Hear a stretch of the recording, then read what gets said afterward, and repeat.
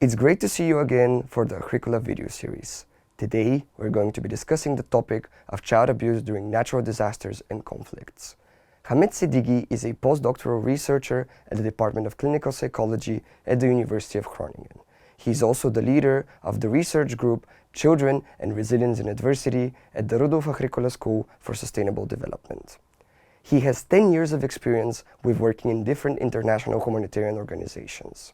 He was also the lead author of a paper that systematically reviews articles on child abuse during natural disasters and conflicts. I have invited him today to discuss the methodology behind his paper, but also its impact.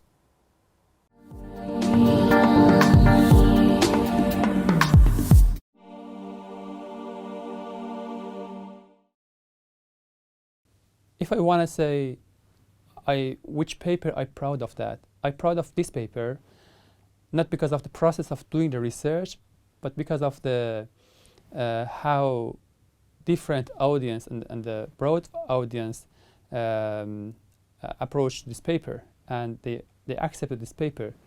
So the society, by media and NGOs, they really use this study for prevention of child abuse, or at least dissemination of information among people. Researchers, they use this topic for continuing their researchers or funding their researchers, their research and their studies, especially during the pandemic. And also international organizations such as UNICEF, WHO, International Red Cross, ICRC, IFRC, and national organizations, they use this study to framing their frameworks, regulations, and guidelines for prevention of child abuse and training their staff to prevent this problem.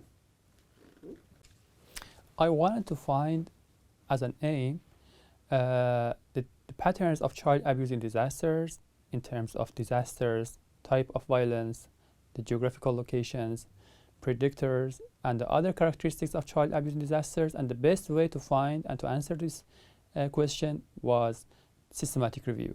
So I used systematic review as the top of the pyramid of evidence to answer to my research question. At the time that I started the systematic review, there were not so many papers working on this topic. Most of them were quantitative papers. They've worked on child abuse in disasters and conflicts, not only on natural disasters, on different types, such as, for example, earthquakes, flooding, or, for example, conflicts and wars. So it was a wide range of different types of emergencies. As a person who worked in international organizations as a practitioner, at the same time also as an academic, I was looking for some answers to design interventions for psychosocial support of children and helping children prevention child abuse. And I was thinking maybe the perpetrators were outside the community. But I surprised that most of perpetrators in studies, we found that they were people who are close to children, such as their parents, their guardians, the people who live with children or they work with children, for example, in a school or other contexts or settings of children. So I was surprised by this finding. Usually studies on disaster setting needs an interdisciplinary collaboration.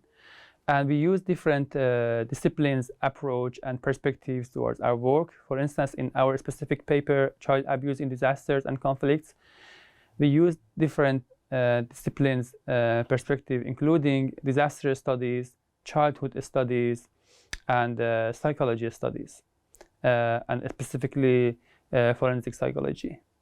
So we try to synthesize our findings with different perspectives from different disciplines and collaborate with different researchers. I hope you dig this video and that you will join me next time for another interesting talk.